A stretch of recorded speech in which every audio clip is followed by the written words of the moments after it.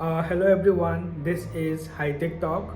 So Instagram have added one more new feature, that is auto scroll.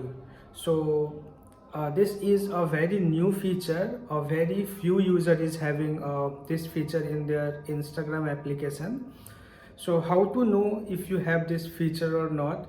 You have to go to your reel section, and there while scrolling any reels, you have to click on this three dot here. So once you will click on three dot, you will see this option. So you have to enable this. So once you will enable this, automatically once the reel is over, it will move to a next reel.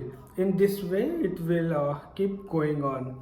So let me know if you have received this new update or not. Make sure to update your Instagram application if you have not received.